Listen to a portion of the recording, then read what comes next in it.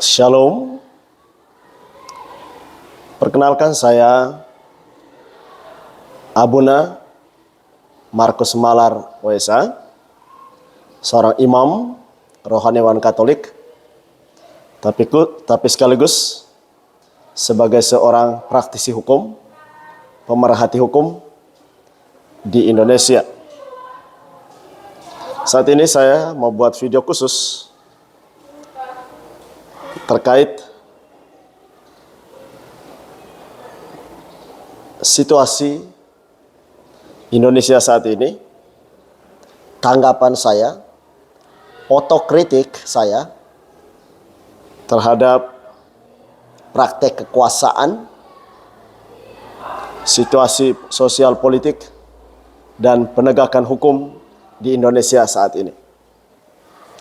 Di tangan saya ini ada sebuah buku yang sudah usang, sudah tua, sudah kumal sekali.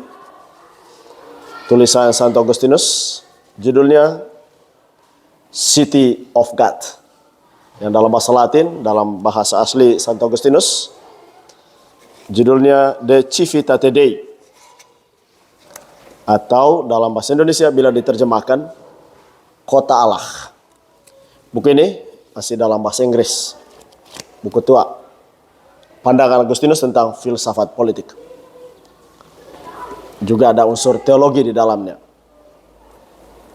Saya terpanggil karena situasi, karena kondisi saat ini, untuk merespon situasi dengan membuat video ini.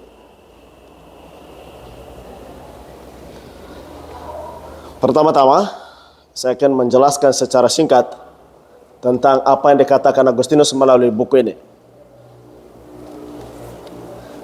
Dalam buku ini, Santo Agustinus menguraikan dengan panjang lebar, runtut dan jelas tentang kota yang dicita-citakan, negara yang dicita-citakan oleh Agustinus, yang dicita-citakan oleh tokoh-tokoh suci dan diwartakan oleh Yesus Kristus, yakni kota Allah. Yang dalam konteks pewartaan Kristus itu kerajaan Allah. The Civitate Dei, City of God, kota Allah. Juga sering disebut sebagai kota surgawi. Kota Allah kemudian dipertentangkan dengan kota duniawi, kota sekuler. Santo Agustinus dalam bukunya menyebutkan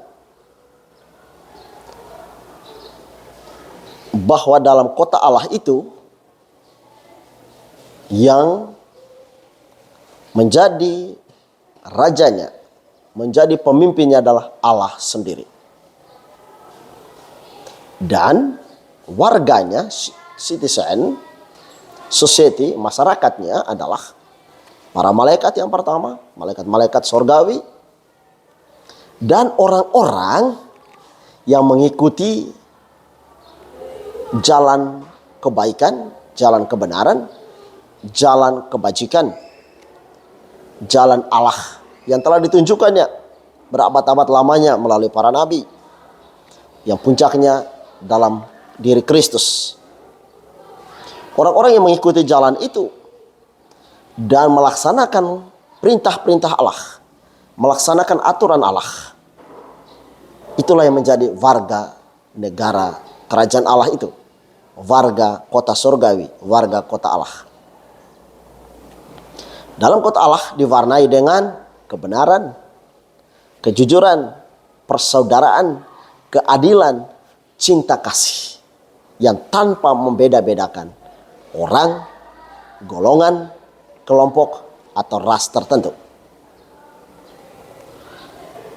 Itu kota ideal. Selanjutnya, kota Allah itu juga menurut Agustinus juga ada di dunia ini. Baik kota Allah maupun kota dunia untuk sekarang ini dalam konsep antisipasi juga ada di dunia ini. Warga kota Allah yang ada di dunia ini adalah orang-orang yang sudah menanggapi panggilan Allah untuk mengikuti jalan yang sudah ditunjukkan oleh Allah sendiri melalui para nabi, utusannya, dan telah digenapi dalam diri Kristus. Menghidupi sungguh firman Tuhan, ajaran para nabi dalam konteks perjanjian lama, dan ajaran Kristus. Tujuan dari kota Allah yang ada di dunia ini adalah kemuliaan Allah dan salus populi, keselamatan semua orang, atau bonum comune, kebaikan bersama. Itu tujuan dari kota Allah. Untuk mencapai tujuan itu ada hal-hal yang harus dipatuhi, yakni mentaati hukum-hukum Allah. Termasuk pengejawantahan hukum Allah itu adalah hukum-hukum positif yang ada di setiap tempat, di setiap budaya, setiap negara, termasuk kita di Indonesia. Dalam konteks ini, ada istilah dalam konteks Indonesia adalah supremasi hukum, rule of law. Itulah kota Allah. Lalu pemimpinnya adalah ya orang-orang pilihan Allah, wakil Allah di dunia ini, menjadi penyambung lidah Allah untuk menyatakan kebenaran, mengajarkan kebenaran, membimbing orang pada kebenaran, kebaikan, kejujuran. Dan kemudian yang diperjuangkannya adalah salus populi, supremales, keselamatan rakyat adalah hukum tertinggi. Dan bagi orang-orang ini, politik dimaknai sebagai art of managing, untuk mengatur. Jadi politik adalah seni memanage, seni mengatur negara, seni mengatur kekuasaan, seni mengatur rakyat untuk mencapai apa? Bonum comune, kebaikan bersama yang adil dan merata. Itu ciri corak, ciri khas orang-orang yang sungguh menghayati panggilannya, posisinya, jabatannya, kekuasaannya sebagai perpanjangan tangan Tuhan Allah. Sebaliknya, kontras dengan itu, Agustinus dalam buku ini menguraikan juga negara duniawi. Negara duniawi murni, pure, ada di dunia ini. Pemimpinnya sama, orang-orang di dunia ini. Perbedaannya adalah tujuan yang mau dicapai oleh para pemimpin negara duniawi adalah kemuliaan diri sendiri.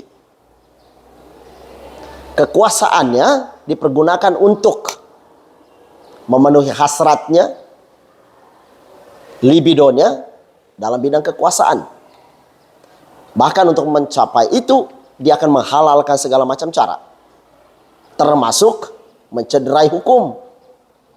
Termasuk menggunakan kekerasan untuk menggapai tujuannya. Menghalalkan segala cara.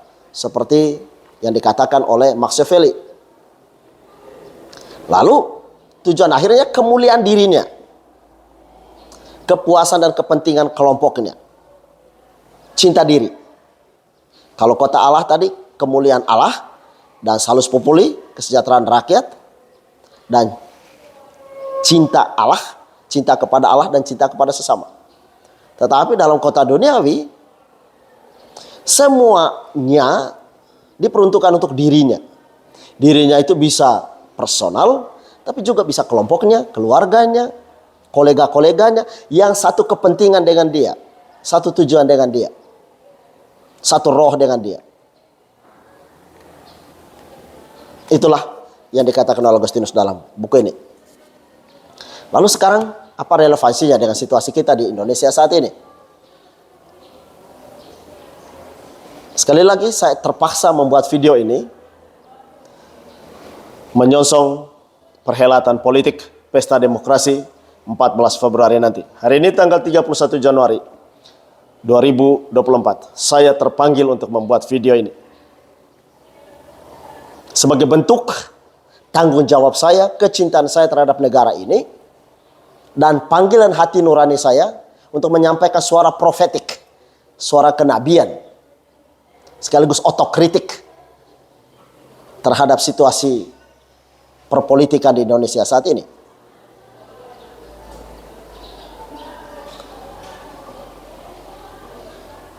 Kita menyaksikan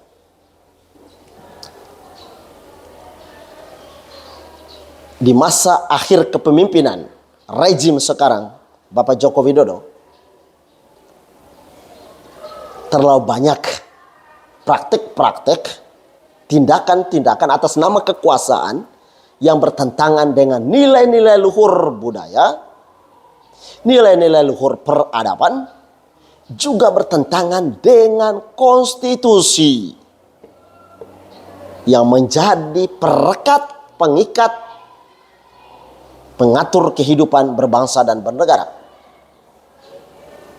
Saya jujur, ketika Jokowi maju dalam Pilgub DKI, saya salah satu pendukungnya kala itu ketika saya masih di Jakarta. 2014, saya pernah menulis dan dimuat di dalam satu majalah kala itu, judulnya Vox Populi Vox Dei, mendukung secara total 100% kepada Jokowi, dan beliau terpilih. 2019 kembali saya menyatakan dukungan kepada Jokowi. Tapi di akhir kekuasaannya, endingnya, saya harus menyatakan saya kecewa, saya menyesal, dan saya juga menyalahkan diri saya. Kenapa saya begitu mengkultuskan orang? Saya salah ternyata. Mungkin saya keliru, terlalu mengkultuskan atau mengidolakan orang. Maka kemudian saya merubah mindset saya, paradigma saya. Bukan lagi pribadi yang saya kultuskan, tapi value, nilai-nilai. Kenapa saya dukung dia dulu di 2012, 2014, 2019? Karena ada value, ada nilai, ada keutamaan-keutamaan seperti yang dinyatakan dalam buku ini yang dipancarkan oleh Joko Widodo. Kesederhanaan, merakyat, wales asih, dan lain sebagainya. Sungguh-sungguh dipancarkan. Kerendahan hati. Kemudian kemampuan mengayomi. Lalu kemudian saya berpikir, this is pure, murni ini, sejati. Tapi ternyata saya salah. Di akhir kekuasaannya, kita mendengar dari pernyataan-pernyataan di media yang dia ungkapkan sendiri, sudah mulai ada inkonsistensi. Misalnya terkait dengan pemilu 2024 ini. Dia pernah mengatakan aparatur negara, aparatur sipil, ASN, aparat keamanan, tentara, polisi harus netral. Oke, saat itu saya pikir, oh bagus juga ini. Tapi ternyata di hari-hari terakhir ini kita mendengarkan ucapan dari mulut yang sama. Dengan mengatakan, ya presiden boleh secara undang-undang toh berkampanye, berpihak. Hei, engkau itu presiden yang seharusnya berada di atas semua golongan, berada di atas semua lapisan. Apalah artinya ungkapanmu kepada bawahanmu untuk netral, tapi engkau sendiri mengatakan berpihak. Bagi saya ini inkonsistensi. Bagi saya ini near etik. Terjadi dekadensi moral. Kalau kepala yang adalah pemimpin sudah seperti itu, bagaimana dengan yang dipimpin? Tapi syukur rakyat kita sudah cerdas. Rakyat kita sudah melek hukum, melek politik, melek moral. Saya yakin kebenaran akan menang pada waktunya. Dan kalaupun dia dihalangi, kalaupun dia dihadang, dia tetap akan mencari cara untuk menyatakan dirinya. Itulah kebenaran sejati. Oleh karena itu, saya mengingatkan kepada kita semua untuk kembali ke rel, kepada marwah negara ini yang didirikan dengan darah dan air mata di atas dasar Pancasila, Bhinneka Tunggal Ika, konstitusi sebagai payung dari semua hukum. Untuk sungguh menghormati itu dengan ideologi Pancasilanya harus sungguh dihidupi betul dalam seluruh kehidupan. Jauhilah pragmatisme dalam politik. Kita akan menghadapi perhelatan politik. Dari 3 calon capres cawapres, secara terang benderang salah satu pasangan telah mencederai, menodai konstitusi. Lalu setelah kesalahan itu sudah dilakukan, kesalahan-kesalahan berikut mulai nyusul. Mulai ada istilah ndasmo etik, nir etik, dekadensi moral, degradasi moral. Lalu kemudian menghalalkan segala cara intimidasi. Kemudian atas nama kepentingan politik mulai bagi-bagi sembako dan segala macam. Ingat, sembako itu bukan dari pribadi Joko Widodo, Presiden Indonesia. Sembako itu dari uang negara, dari APBN. Jangan dipolitisasi. Oleh karena itu sebagai masyarakat yang waras, yang cerdas, yang masih memiliki hati nurani, terima sembakonya, tapi gunakanlah hati nurani Anda ketika Anda memilih nanti. Saya tertarik dengan ungkapan Prof. Mahni Suseno, seorang rohaniwan Katolik yang luar biasa, yang tujuannya untuk mengajak seluruh rakyat Indonesia untuk memilih. Tujuannya adalah mencegah yang jahat, yang buruk berkuasa. Kita memiliki standar moral, prinsip minus malum dalam memilih. Mungkin dari 3 calon ini tidak ada yang sempurna, tapi kita memilih yang keburukannya lebih kecil daripada yang lain. Gunakanlah prinsip moral itu. Saya tidak pada posisi sekarang untuk menggiring memilih salah satu calon. Saya hanya membimbing hati nurani kita, menyadarkan kembali kita untuk kembali ke dalam diri, dan dengan kacamata yang jernih, kacamata moral yang logik, dengan rasionalitas kita untuk melihat kembali situasi negara kita, dan menyikapinya, dan memutuskan, biarkan rakyat dengan caranya menghukum penguasa lalim, penguasa tiran, penguasa diktator yang menghalalkan segala cara untuk melanggengkan kekuasaan, termasuk KKN, nepotisme. Menghukumnya dengan tidak memilih pasangan yang tadi mencederai hukum, yang menghalalkan segala cara dan mengintimidasi orang-orang yang mendukung calon lain dalam perhelatan politik ini. Demikian video singkat dari saya. Sekali lagi, saya tidak malu-malu menyebutkan identitas saya. Saya, Pater Markus Malar, OSA. Seorang rohaniwan Katolik, seorang imam yang terpanggil untuk menyampaikan suara kenabian, tapi sekaligus saya seorang sarjana hukum yang memiliki interest, memiliki passion dalam bidang hukum, keprihatinan, juga rasa cinta terhadap negara untuk menegakkan keadilan, kepastian hukum, dan kebenaran di atas segala-galanya. Selain itu, saya sebagai seorang akademisi, seorang guru, juga seorang dosen. Tidak perlu saya menyebutkan saya guru di mana dan dosen di mana. Saya adalah pendidik untuk generasi muda. Saya tidak mau generasi muda sekarang ini dicekoki, diindoktrinasi dengan nilai-nilai politik semu pragmatis nilai-nilai kekuasaan yang sifatnya pencitraan untuk menghipnotis orang, mempengaruhi orang seolah-olah dia lebih baik dari para dewa, lebih baik dari para malaikat. No.